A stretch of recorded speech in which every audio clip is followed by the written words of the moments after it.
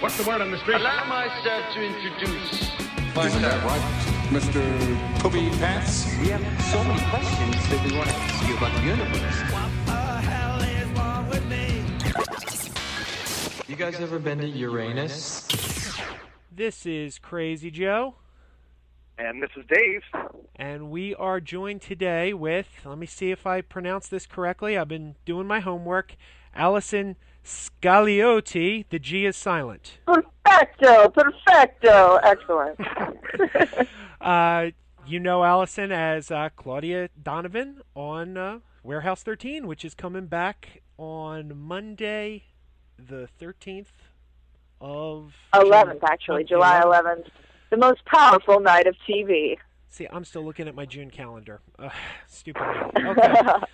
But yeah, we're looking forward to that. Warehouse 13 is one of my favorite shows, and can't wait for the season premiere. Well, mine too. So what can you tell us about the new season? What can't I tell you about the new season? It's exciting. I think that a lot of people are worried about Joanne Kelly. Micah drove away last year, but the thing that I like to remind everybody is that we kind of blew up Artie at the end of season 1. So we're also a show that really takes care of our fans. So if you like the show, don't worry. We've got an incredible lineup of guest stars. Neil Grayson is coming back for another crossover episode. We've got the return of Lindsay Wagner, Renee Auberjonois, some more SyFy alums you will see, and a dog. And zombies, but that comes later. Cool. And is Aaron Ashmore's joining your cast this year, right? Aaron Ashmore, yeah, he's been great. Aaron has been a real joy to have on the show. The Claudia character and his character Steve Jinks have just a really great partnership that develops and then becomes complicated toward the end of the season, which I can't really speak too much about because that relates to our villain storyline. But it's been a really exciting ride so far, and it's gone by so quickly. Cool. Well, you mentioned Micah driving off at the end of last season. That's actually one thing I wanted to ask you about. You guys did that Christmas episode this year, and obviously it did not reference the events of the season finale. How has that, that episode was kind of thrown in after the fact. What's your shooting schedule like? That. Our shooting schedule goes. What happens is we were renewed for a block of 13 episodes. So while you didn't see the Christmas episode until December, it was shot right after the finale last year. We just rolled right into the finale, from the finale into the Christmas episode. So we shot from March into August last year. All 13 episodes, long days, 8 days per episode, and then that's what you got. And at the moment, we're finishing up our 11th episode, rolling into our 12th, and we will be finishing the Christmas episode right before Comic-Con. Okay. So you said Neil Grayson's coming back this season? Yeah. Now it's my understanding that when Eureka comes back, they're going to be showing the back end from last season. So how does that work? Like are there episodes currently in the can and you guys are shooting new ones? Yeah. As far as I understand from stories I've heard from Colin and Neil and Jamie over there, is that when the Writers Guild went on strike a few years back, it sort of staggered the airing schedule of Eureka. So they had a whole season sort of in limbo. So that is correct. I believe that what they're shooting now will air next year. Okay. Well, and I wanted to ask you, on the show, one of my favorite parts of it is, you have all the different artifacts from all the different historical figures and history. And I want to know if any of them, if you had a favorite one that they focused on during the show. I do have a favorite one. It's actually new from the first episode of this season, and that is Jimi Hendrix's guitar. Very cool. pretty dangerous. You'll see in the, I believe they've already sent out copies of the first episode to some press outlets. It's an electric artifact. Cool. Can you tease us on any other artifacts we might be seeing this season, or do we just have to wait and see? Yeah, we've got, what do we have? We have the binoculars from the Enola Gay, which are extremely dangerous. We've got an interesting spray paint can from the Berlin Wall that had to do with the collapse of the Berlin Wall. We have a Gollum-related artifact. This season has been just sort of rife with interesting and new and quirky items. Claudia actually has built, not artifacts, but has built new bits of weaponry. There's a Tesla grenade that allows you to, Tesla maybe a group of people from a distance without, visibly pointing a gun at them. And she also designed a mini Tesla. Cool. For, pocket-sized shooting. Where do you want to see Claudia go as the series progresses?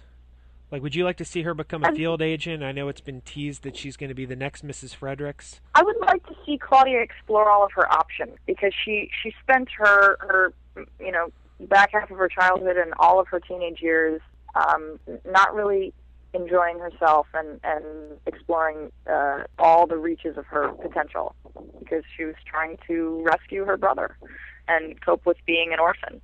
So we know that she's a talented hacker. We know that she's a talented technician and a problem solver, and at times a bit of a little tech savant. But I would like to just see the complexities and the conflict within Claudia deepen and just continue to flesh out the character as a real person. So if that means exploring some field work, great. If it means suddenly becoming Mrs. Frederick and wearing a beehive and lots of tweed pantsuits, great. whatever allows me to keep trying new things.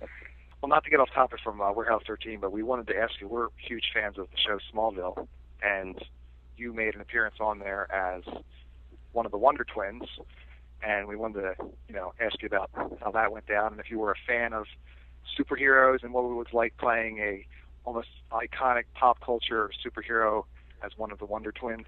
Smallville was so much fun. I auditioned for that, with a whole slew of other people, and was very lucky to be the one chosen. I was a fan of the Wonder Twins, actually, and probably one of the only people I know a fan. Every time I told my friends, "Hey, I'm going to go play a Wonder Twin on Smallville," they were like, "You're going to play a what? Wonder Bread?" So it was a lot of fun.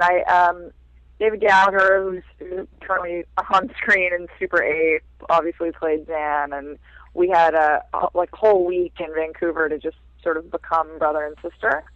So that when we were on screen together, I hope it translated, but we had a bit of a shorthand going on.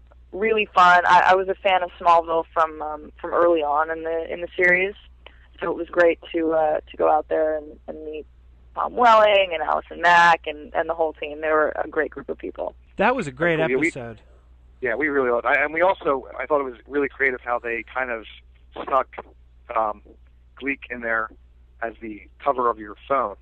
There was a nice little... Oh, of course. Well, we had to find a way for the monkey to make it in there without actually having a monkey in the show.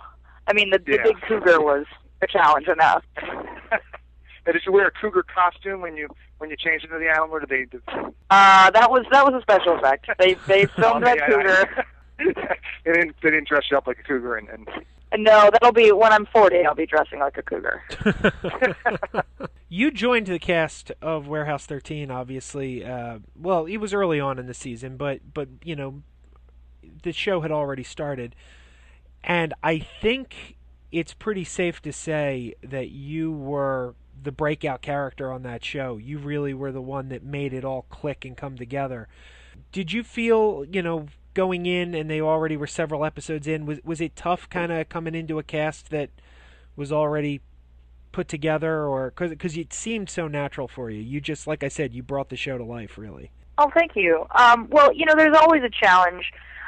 when you're stepping into something that seems to already have a routine set up. But and I was nervous, but I really didn't know the pressure that was on me.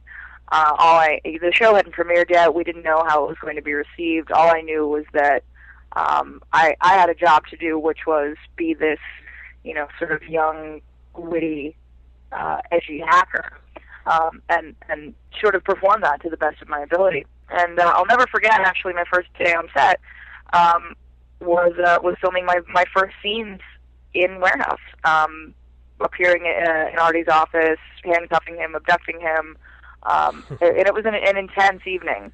It took a long time to film, and I was nervous, but Saul, after having known him only a couple hours, just knew the right thing to say to talk me off the ledge and inspire me to attack that scene with excitement and confidence.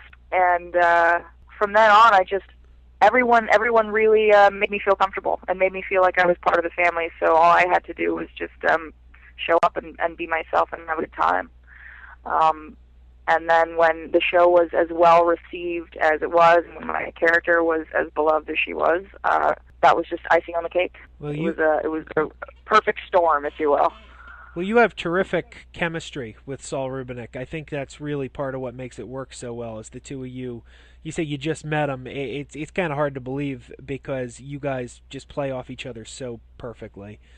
And I do think, I liked the first few episodes, but when your character came on, that's really when the show took off, and it was like, oh, they got something here. Thank you. Well, I don't want to take up too much of your time, so want to thank you for being with us, and we do appreciate it. And my pleasure. MegaPodzilla. And the show is coming back the 11th, Monday the 11th. Got it right this time. On right, most powerful night on TV, 9 o'clock, only on SyFy. Not June 11th, just so they. July 11th. You're not yes. You're June guy. Well, it's past that already, so. I know, but there's you can use a time machine or something like that. You can True. confuse people. You never know. That's true. Right. That's true. Yeah. Awesome, guys. Thanks so much. Been a pleasure talking to you. Thank you. Thank you.